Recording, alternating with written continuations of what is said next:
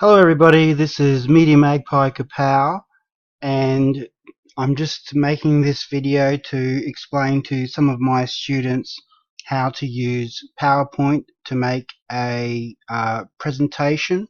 In this case, especially a presentation that gives instructions.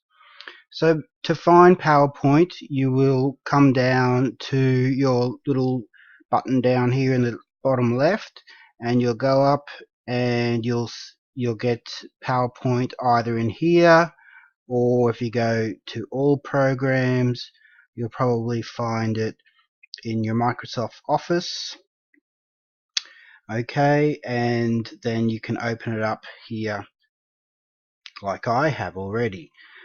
Okay, so it's pretty simple. It's not, if you know how to use Word in some way, you can do it quite easily if you just play around with it. So it's just simply type how to use PowerPoint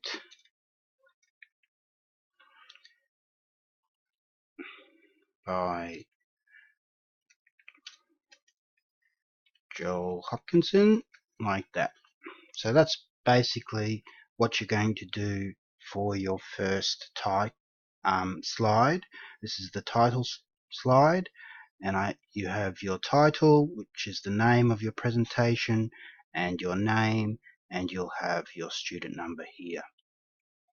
If you want to make it interesting, you'll go and you can choose a background or a theme. Alright, I wouldn't use something like this. It's a little bit too dark. Just choose something fun, something that a lot of my students seem to choose this one. I don't know why. I wouldn't use this one unless you were making a PowerPoint about a black and white film or a funeral parlor or something like that. I even had one student make a presentation about how to deal with old people using this font, and I sort of made the comment that, what are you sending them? What exactly are you, where are you sending them? Sort of thing. It looks a bit funny. It's not bad, just, I don't know. For some reason, students really love that one. So yeah, choose something that goes with your theme. Obviously, if you're doing something that is about, having a holiday on a beach, you're not going to choose one that has pictures of snowflakes and stuff in it. So you just need to be a little bit aware of what's going on and how it looks, but it's totally up to you. It doesn't really matter that much as long as it's easily understood and read. So I'm just going to choose this one. Okay, so we've got our title page. Then what you will do is put in a new slide. Okay, and maybe something like this is good. And we'll have the introduction is our first slide. Okay, so you might want to center that in the middle just for fun, just so it looks nice. And in your introduction, you basically outline what the presentation is about. You will also say maybe some information about why the topic is interesting, why should the audience care,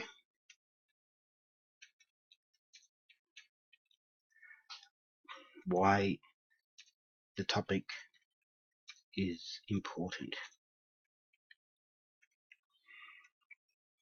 You could add to that, why you're interested in it. What do you have some sort of background in this topic? For example, if you were doing nursing, something to do with giving a shot or something like that, you could explain how you had to learn that as part of your job.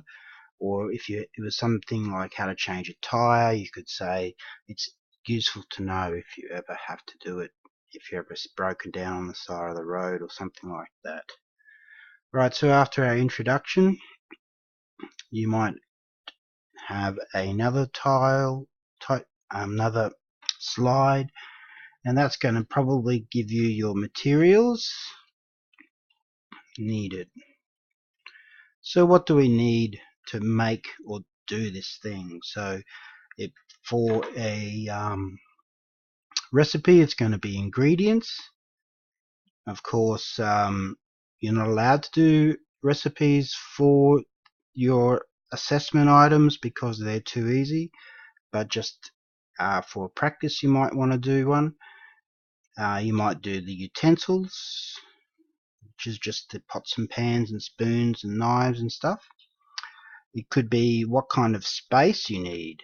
Like if you are doing some kind of painting, do you need to have a clear table with newspaper down so you don't make a mess? Do you need to like cover the floor,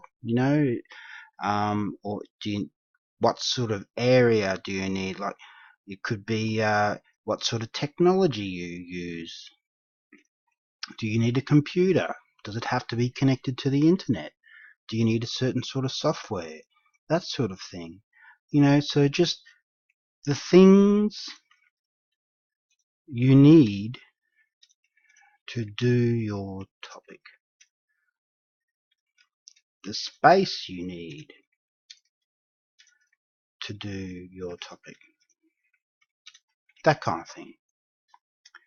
Alright, now, so you're going to have your other slides now, and so what I would do is actually have maybe step 1 and 2 steps to one page. So step 1, step 2. Just remember that to make instructions or directions, you're going to use the imperative verb. We'll cover more about that.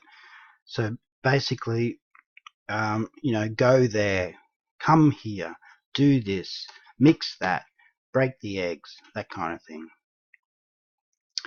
You should also make sure that you use a conditional phrase. We focus on using the first conditional, so it's going to be something like, if this, then that, right? If you don't use a conditional phrase, you can't pass the assessment, like that sort of thing. Alright? If you don't do your homework, you will find this course difficult, that sort of thing. Alright? So we can continue going on with things like that. Remember that we're going to have 8 steps. You need to have at least 8 steps in your assessment item. So I would, and in here put a little picture or a diagram or something like that. A good sort of thing is only have 1 or 2 pictures per page, no more than 3, I'd say, and also have about less than 50 words per page, right? So you don't want to go too much over that, otherwise it gets difficult to read. So we've got our next steps. What are we up to? 5 and step 6. You have to have a warning, alright? Your warning counts as a step. Warning. So be careful. If you run with a knife, you could hurt yourself. Be careful. If you don't mix these 2 things properly, your egg batter will not be delicious. Something like that. Okay, so think of something that you need to warn your audience about, and this counts as a step. Alright. You can go over 9 steps if you want. However, I would not go too much further than 10. I had one student explain something quite complicated about computers, and it was like 30 steps, and it was just too long. So it's not going to be brain surgery for your topic. However, you do need to choose something that's complicated enough to have 8 steps, because like I had one student say how to jump on a table. Well, like, how many steps is that? 1, jump on the table. Or how to make a cup of coffee. It's very difficult to get 8 steps out of that. Boil water, get a teaspoon. It's not enough. So make your topic complex enough that you can have 8 steps, but not so complicated. Remember that you're only going to be speaking for about 6 minutes, so you don't have to write the next best Australian novel. Keep it simple, keep it easy to explain. Make it easy for yourself. Alright, so at the end you're going to have a conclusion, and in a conclusion you just explain what you just talked about. Why, so in conclusion, I've just explained to you how to use PowerPoint, and now you'll be able to go and use this program to do your assessment items to pass your course, etc., etc. Then you might want to do a nice little, thanks for listening. Any questions? So also remember that you will have to do a transcript of your presentation. So step 8, write a transcript. That's basically going to be a script, like a TV script or a radio script, just something that tells me what you will say during your presentation.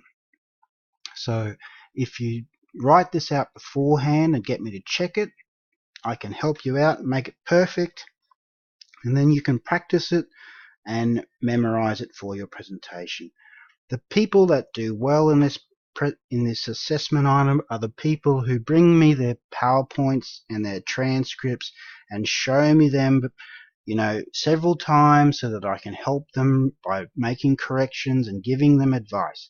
The people who don't do well leave it all to the last minute and then sort of get panicked, don't do a very good job, and then it's too late for me to help them because we've run out of time. So make sure that you get in early, start working on this as soon as you can, start collecting your ideas and making a plan, and then come and show me what you're doing. And if you're having any problems, make sure you come and talk to me. And lastly is practice. Go in front of the mirror. Get your friends or your husband or wife to listen to you. Practice, practice, practice is the key here, and you can really tell the difference between those people who practice and those that don't. Okay, so that's all from me for today. I hope that you will have fun using PowerPoint in your presentations, and if you like this, please like us up the top. If you'd like to subscribe to this website so that you can keep in contact with us and find out all about all other things, please do. And if you have any questions, feel free to leave a comment in the discussions. Thanks a lot, and see you later. Bye.